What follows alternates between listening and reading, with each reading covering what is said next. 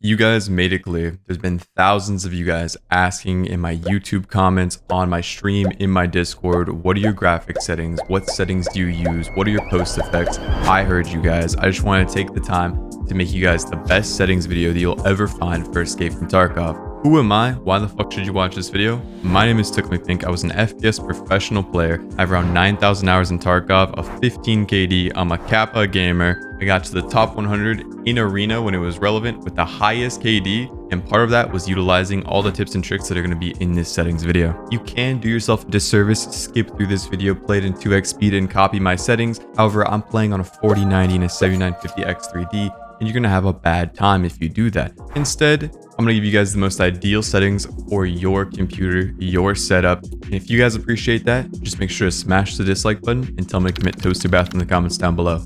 Let's hop into this video.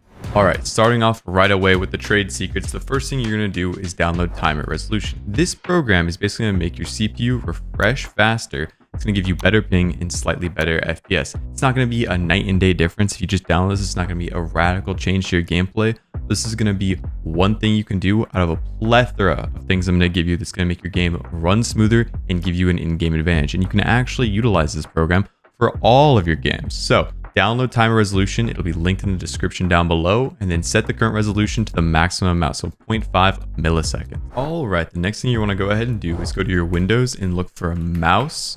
Go to your mouse settings right here. In your mouse settings, you want to go down to additional mouse settings.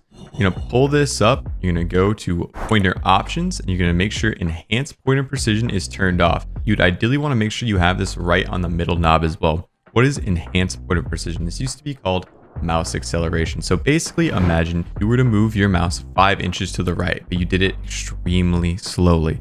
Now you did the exact same 5 inches to the right, but you did it fast. You would actually move your cursor more with enhanced pointer precision on if you moved your hand fast. So what is this going to do? Now when we move the same amount of distance across our mouse pad, it's going to feel the exact same. It's going to help you get the muscle memory dialed in much faster.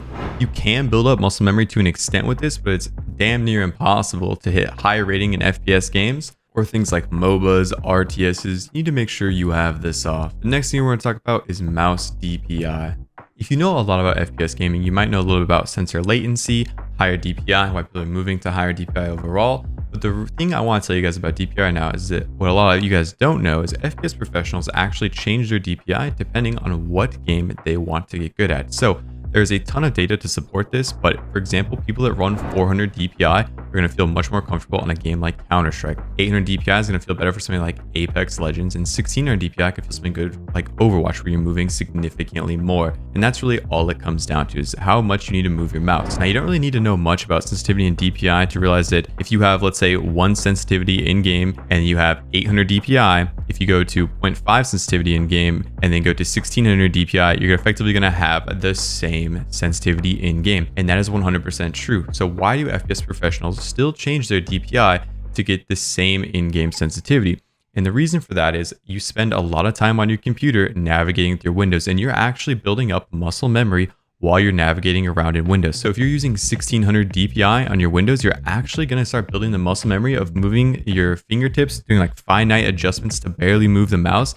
And that's what you're going to want to go ahead and need to utilize in a tracking based game in something like Overwatch and Apex Legends. I strongly recommend that you guys go ahead and utilize 800 DPI. The reason for that is it's very flexible between all sorts of different games. You're going to get slightly better polling rate on your actual sensor over 400 DPI, and you're going to get more trained in like holding a hallway, like, you know, doing like a 180 degree arc at most. You don't really need to be doing like 360 degree arcs or anything like that in Escape from Tarkov. And we'll touch base more on this when we get to the actual mouse sensitivity in game. But here's another little bit of a hidden tip. Make sure down here you also have your polling rate as high as possible. You guys obviously might not be using a Pro X Superlight. It's a phenomenal mouse, but picking a mouse that really works for your grip type, we're not going to talk about that in this video, but a mouse that just feels good in your hand will make a massive difference. If you guys want to grab a G Pro Superlight, it's a phenomenal mouse. Reminds me a lot of the original Final mouse. I'll have that linked down in the description down below. I'd recommend some glass skates with it as well. I'll also recommend the exact mouse pad I utilize. But getting high quality mouse pad, high quality mouse, and high quality skates are really going to influence how well you do. All right, the next thing we need to go ahead and utilize is our display settings. So If you guys have a high refresh rate monitor, I'm sure you guys have already done this. If you don't know what a refresh rate on a monitor is, it's basically how many frames per second your monitor is actually giving off. Just like your FPS in games, your monitor has a set FPS, and you want to make sure it's set to the highest it can be. So you're going to go to your advanced display settings, and go to this option and make sure you have it set to the highest refresh rate. I'm using a 144 hertz 1440p panel in this instance. I would love to do 240 hertz, but because of the limitations with pass-through technology, I can only do 144 hertz right now. But they sell all sorts of monitors. I would strongly recommend you get in at least that 120 hertz range. If you're playing at 60 hertz, you are at a massive disadvantage. However, it's pretty likely that you're already on a 144 hertz panel. They've kind of become like the standard go-to panels. You will start getting diminishing returns the higher your hertz goes. The biggest leap you'll ever get is 60 to 144. It does feel good going to 144 to 240 or 240 to 360. I've utilized all of these panels, high-end OLED panels, but just make sure you get at least a 144 hertz panel when you have the money to do so. So you're gonna go ahead and see that I'm on a Windows 11 right now, and there's a reason for that. Windows 11 is actually optimized for gaming when you're in a windowed borderless game. So if you play in windowed borderless on your games, you're probably gonna want to go ahead and migrate over to Windows 11. It is a little bit clunky, but this is about getting you better performance in game, and it's going to continue to outperform Windows 10 more and more and more. And the last thing you need to do and just get in the habit of is making sure your Windows is up to date. Your NVIDIA graphics drivers are up to date. I'm sure the vast majority of you guys are playing on an NVIDIA graphics card.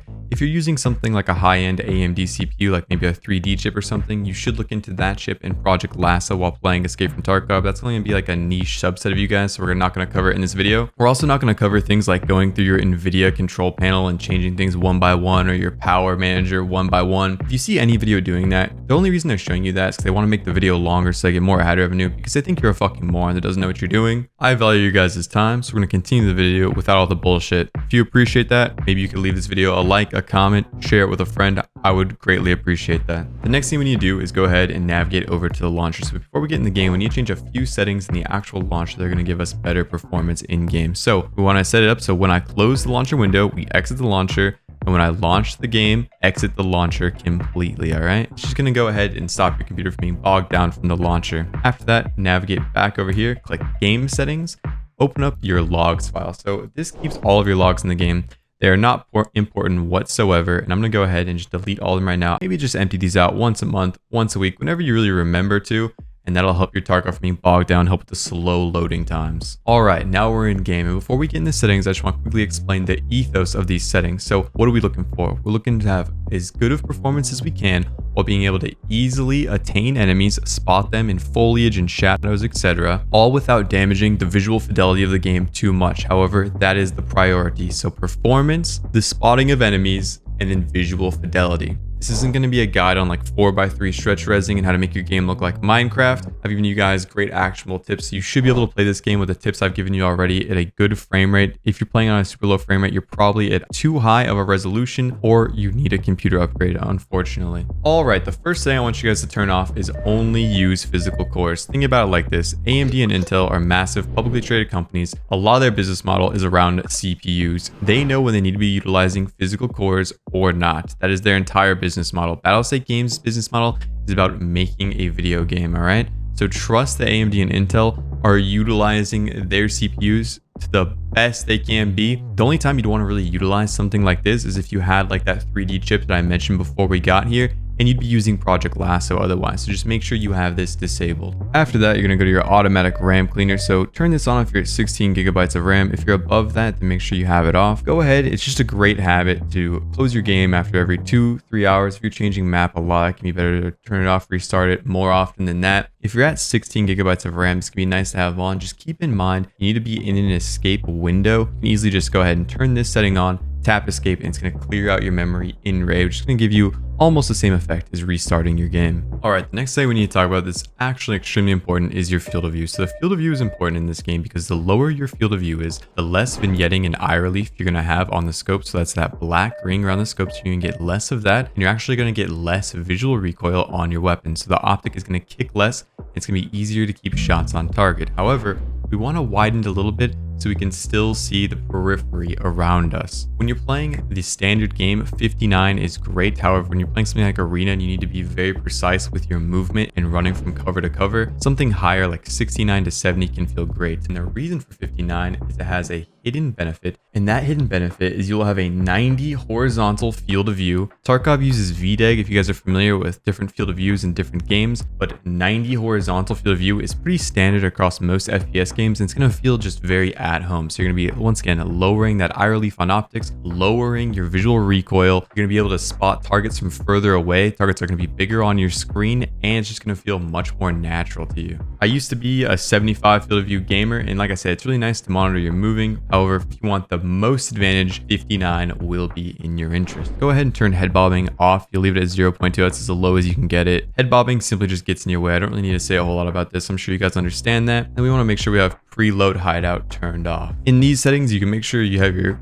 quick slots always shown so you can see what's on your hotbar. If you're a new player, you're not comfortable with that. Same with stamina and stance, you can have that on always shown, and health condition. But as you play Tarkov for a long time, you'll just get very comfortable with those and you won't need those up at all times. I like to run auto hide just for screenshots, for B-roll. It looks good for YouTube videos, so that's why I'm running auto hide. For highlight available operations, you want this on everything. This is like dragging ammo into magazines, putting attachments on weapons, etc. Double click item use, I have this on in raid only. You don't really want to be double clicking things in your inventory and eating them, for example, or popping meds in your inventory. All right, the last thing you want to change is vaulting or medium obstacles. I'll have this set to hotkey, but we'll talk more about keybinds later on in this video. Now we're gonna navigate over to the graphics tab. So you're not gonna want to copy all of my graphics here, and we'll talk about what options you should take based on your system. So first and foremost, screen resolution, just play on your native resolution. Do not play on anything lower than your native resolution. Aspect ratio 16:9. You'll see people go for like 4:3, for example, to make their targets better. It's being banned in a lot of professional FPS play. You don't want to be one of those guys that utilizes training wheels. Screen mode, borderless if you're on Windows 11, full screen if you're on Windows 10. Overall graphics quality does not matter. Texture quality, now this highly depends on your GPU. If you're using something like a 20 series or a 10 series card, probably low. If you're in the 30 series card, the mid-range 30 series card, you can go ahead and do something like medium. And if you have something like a high series 4090 card, you can go ahead and utilize high. One thing I would say is make sure you have Streets of Tarkov lower texture resolution mode enabled on basically any build. If you're short of anything less than like a 4090, have this enabled. It'll give you significantly better frames on Streets. Shadow quality, we're going to want this to be on low. This doesn't really influence the visual fidelity of the map, and it'll really help you see enemies that are in the dark. For example, on interchange or in customs dorms, it'll really help you spot your enemies. So make sure you have that set to low. Object LOD quality, you want this on 2.5. This is basically how far out objects are going to go ahead and load in. If you have it set to too low, you will get slightly better performance, but even in engagements like, let's say like a 100-meter engagement, you might have someone that's hiding behind some plywood, some sheet metal, some barrels, and they're just not rendering in. So you're shooting shots on target, they're not killing them. That is because your object LOD quality. So 2.5,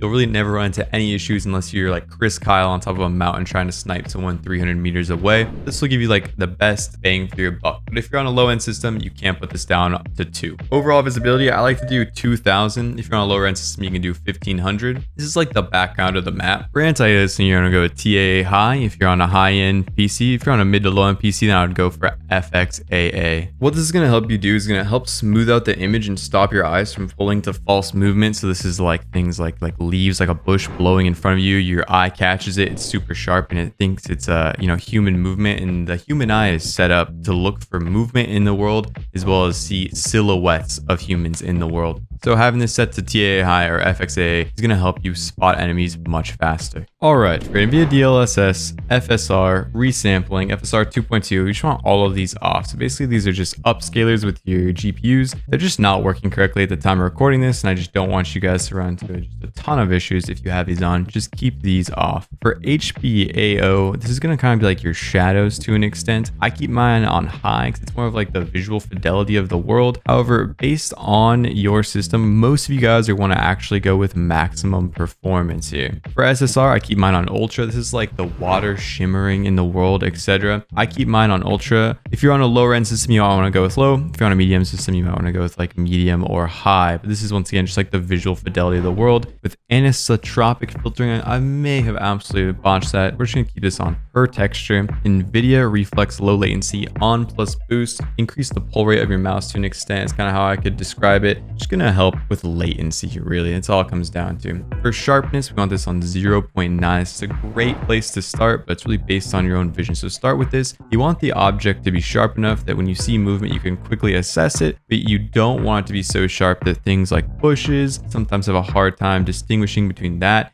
and a person. I know it sounds silly, but if you're having a hard time seeing your enemies, it could be because your image is too sharp, or it could be because it's too smooth. So just watch out for that. Play around with this. 0.9 is a great place to start. Now going over to the post effects here. These are my post effects. You can just copy them, but why have I set these post effects the way they are? So it's all about adding color into the world. Naturally, Tarkov is like a very grayscale game, and adding color in the world is going to help you go ahead and assess targets much faster. So let's say you see a PMC in a gray environment. Let's say like an interchange hall. When you add a lot of color to that environment, he's really going to stand out. Things like some blue tape on his chest rig are really going to stand out. Any bits of color are really going to pop and help you see enemies just like sharpness is. We've also gone ahead and enabled a little bit of a colorblind mode here to add some warm tones back into this, and it's really just going to help you see enemies once again. But all of our vision is different, so feel free to play with this a little bit until you get the image that works best for you. When it comes to sound, there are two things we really need to talk about here, and that's overall volume. You're going to want to have your overall volume at either 80 or 70, and the reason for that is when you lower your overall volume,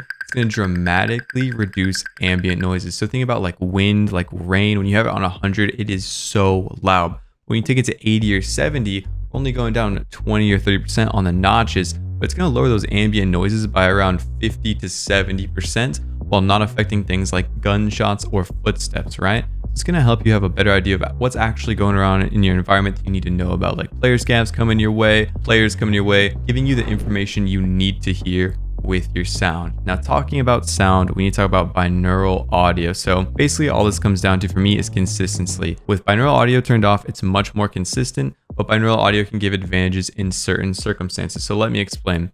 Binaural audio is better at going ahead and portraying the exact like anglage where something was at. So let's say I heard something to my left, I'll have like a better idea where it came from. Let's say I have like a 10-degree arc of where I think that sound came from, and I'll have a better idea of distance, right? Maybe I'm within like, let's say it was like 50 meters away. Maybe I'm within like 10 meters away of where I think I heard that sound, right? With it off, that might be like something like a 15-degree arc and like 15-meter difference as well. So I'm not quite as dialed in on where I heard that sound. So it sounds like an automatic disadvantage, right? Well, binaural audio has some issues. Namely, if you're on like a multi-story environment, somewhere like dorms, somewhere like factory, you're gonna have a really hard time assessing sound above and below you. It's gonna be super muffled, really muddy, and you're gonna basically lose all those advantages anytime you're in a vertical format. On top of that, binaural audio has this issue with something called the binaural audio click. And basically, anytime someone makes noise, it has the chance to play this noise as if it was literally right next to you, which completely throws out the window the advantage of like dialing in the distance on something, right? So sometimes it just plays audio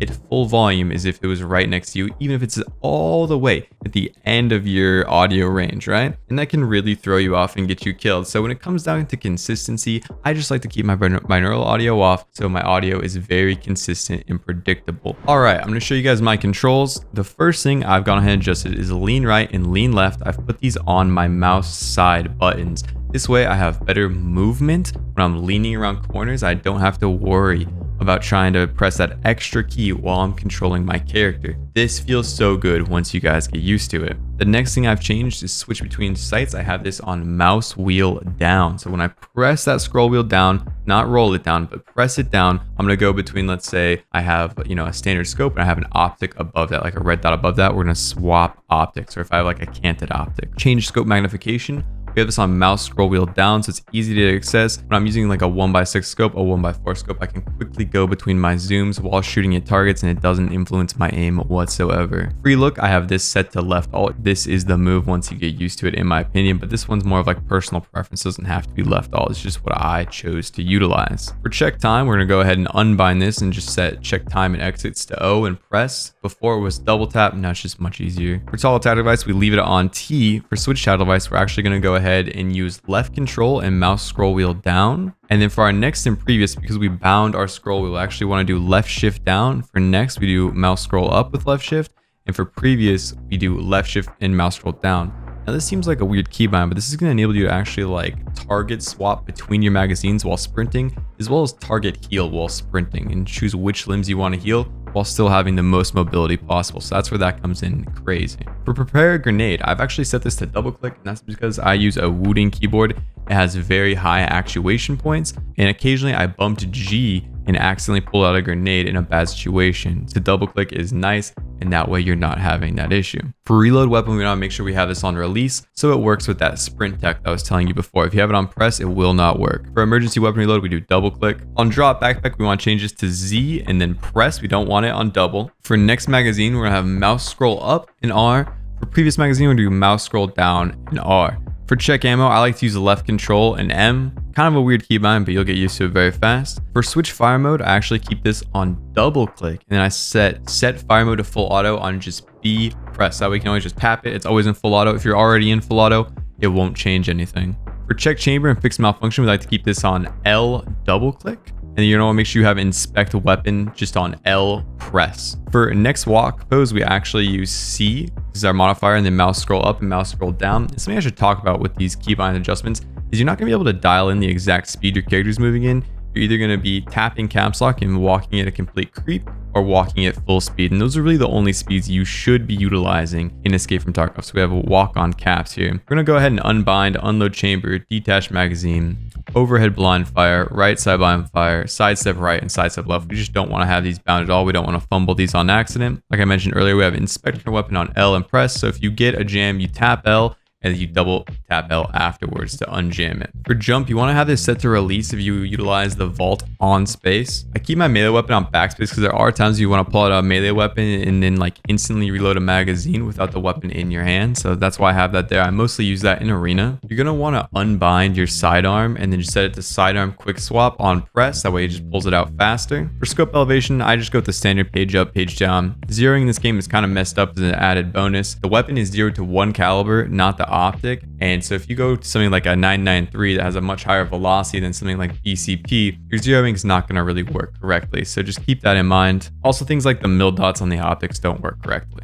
Discard, this is a big one. I like to do left shift plus left mouse button, and this is nice. So you have like your alt to alt left click and put something on. You have your control click to quickly grab something. And now you have your left shift plus left mountain to quickly throw something out of your inventory. It's gonna make you loot significantly faster. For hold breath, I like to have that on left control so I can just quickly bump that with my palm. And now I'm holding my breath while I'm holding an angle. It's not on a weird keybind there. And then for shoulder transitioning, I do mouse scroll wheel up. Shoulder transitioning is a game changer. You wanna make sure you have this somewhere super comfortable for you. For my vaulting, you do space plus continuous. And then I run a mouse sensitivity of 0.2 in aiming with an 800 DPI. I would strongly suggest you guys keep the same sensitivity on your mouse sensitivity as well as your mouse sensitivity aiming. It's super rare for people to actually be very comfortable with 2 different sensitivities. It's really hard for your brain unless you're playing like 8 hours a day. You don't really want to do this. An example of this is Wheeler Z. He actually uses 2 radically different sensitivities here, and it's very hard to pull this off. Very few professional FPS players do this. The only place I've seen professional FPS players actually be super comfortable with 2 different settings is in Overwatch, and it's when someone has to flex between something like Tracer, who's jumping all around, spinning around super short distances where you're engaging people, and then go into something like Soldier 76, and they need to have different sensitivities based on tracking and movement up close. And you can even see this in Wheeler Z's gameplay. For example, he has a very fluid movement because he has a higher sensitivity here, and then he has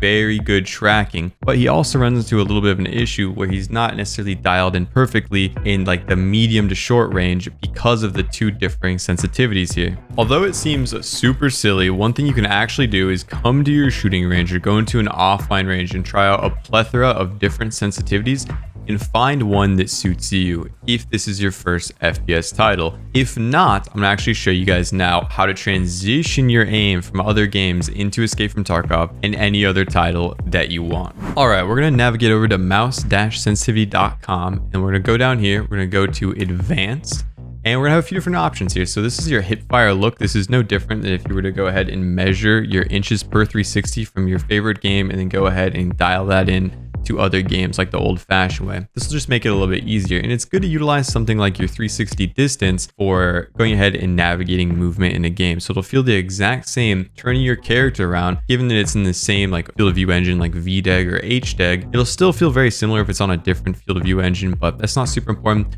This is about moving through the world where you want to use your 360 distance, but we're looking to transition our aim. So what are we going to use? We're going to use monitor distance dash horizontal, because the horizontal axis is the axis you're going to be going ahead and moving most often when you need to snap. What percentage do we want? And this talks about how much of a snap do you need to do? What percentage of your screen do you need to snap across? Ideally, you know about crosshair placement already, so your crosshair is going to be as close to the enemy as possible. If you're walking through Escape from Tarkov or any game willy-nilly and you just have your gun pointed at the ground, it's going to be significantly harder to snap to target. But if you have a good crosshair placement, and you can go ahead and train your brain into utilizing this with a laser in Escape from Tarkov, after that, we're going to come down here and we're going to talk about what game we want to transition our aim from. So I'll just say like Overwatch 2, for example. You're going to input your sensitivity in the actual game, Overwatch 2, or whatever game you're coming from. Then you're going to enter the DPI of your mouse. Now it's going to ask you what kind of aim are you interested in replicating. So depending on the game, this could be a plethora of things. And we haven't talked about this yet in Escape from Tarkov. This is a little bit advanced, but different optics have different field of views. Like how we mentioned earlier, your field of view will influence your aim and your snaps. Well, different optics have different fields of view based usually often on their magnification. So in Overwatch, we see we don't have a whole lot of changes. The only changes really on the magnification are if you're using like Ash's ADS or if you're using Widowmaker and Honest. That's why we don't have a whole lot of options. So let's say you're playing a lot of McCree, a lot of Soldier 76, and you want to just transition your aim. Try and utilize the one optic you use all the time to dial it in. I would recommend using a 1x optic, but the more simple the game is in terms of the optics, the easier it is to transition your aim. So something like, Valorant, CSGO, Overwatch, but those will be games to really dial in your sensitivity, figure out what sensitivity feels great for you, and then you transition it to other games. If you're trying to use like Rust as your starting point, it'll be significantly harder. So now you know. So we're doing hipfire because let's say we're really comfortable on McCree, for example. Then we're going to enter our resolution here, our aspect ratio. So if you're on 16:9, then that's obviously native. It's like a 27-inch monitor. You're going to enter a 27-inch monitor. Then you're going to enter your field of view on that game. It'll automatically know exactly what, if it's on HDEG, if it's on VDEG, etc. It has that information based on the game you enter already. So then next, we're going to want to come to a game like Escape from Tarkov. So we'll ideally want to go ahead and just start with our hipfire or our 1x first and foremost. And what this is going to do is it's going to try and calculate what sensitivity we need to set for our mouse sensitivity. And then you can move over here and then go ahead and utilize what you want on like a 1x. And you'll see there's a few different sites. It's because they have slightly different field of views between them, and you're not going to get the exact same feel. For example, the HHS-1 is not the same. So you're gonna want to make sure you have an optic preference already. I just did a whole video on optics and finding an optic that's right for you. I'll have that linked in the top right now. But you're either gonna choose your hipfire or your optic of choice. It's gonna carry over all of these things. You're gonna need to enter in your field of view, for example. That will matter here. And then afterwards, it's gonna calculate and give you the exact sensitivity you guys need for those one-to-one conversions. Now I'm on incognito right now, so I'm not signed in. However, I pay for a monthly subscription to this service. So if you guys enter in all this information, what you guys can do is you guys can give me the information. So like whatever game you want, your sensitivity, as long as you enter in all the information to me, I'll give you guys what your one-to-one conversions are. Otherwise, you're gonna need to actually pay a monthly service for this. All right, the last thing that's really important to make sure your aim is super consistent in Escape from Tarkov is making sure you often use the same helmet and armor. And the reason for that is that's actually going to go ahead and influence your turn speed. And that is why it is so important to dial in a good optic that you always like to use for your 1x formats, your 4x formats, etc., as well as a simple armor kit you're very comfortable using it will be significantly more consistent with your aim. For me, that's like an ULAC and an Osprey protection kit right now. Coming up next, I'll actually be doing a video on how to properly modify your weapon. So there are objectively great weapon builds to utilize in the game, but depending on your playstyle, you're going to want to modify your weapon slightly differently. For example, if you're Landmark and you isolate angles really well, you have amazing crosshair placement, and you play a little bit slower and more methodically, he's going to get a lot of advantage out of playing something like a recoil-induced build. He's already ADSing before he engages most of the time, and he's usually not sprinting into the enemies while also trying to shoot. If you're someone like Bakizi that's moving significantly more and quickly need to snap across your screen, you get a lot more value out of something like ergonomics. So we'll talk about that and how to properly modify your weapon. That'll be coming out here soon. Hopefully this video was helpful to you guys. If you made it this far in the video, consider subscribing, leaving a like, leaving a comment, sharing this with your friend. That way your duo, your trio is better suited in Escape from Tarkov. They'll have your back, they'll be better shooters, and hopefully you guys will just have more fun. I look forward to seeing you guys all in the Discord and in the live stream. I love sitting in the Discord, meeting all of you guys, shooting shit with you guys, and getting raised in with you. Without further ado, peace out, guys.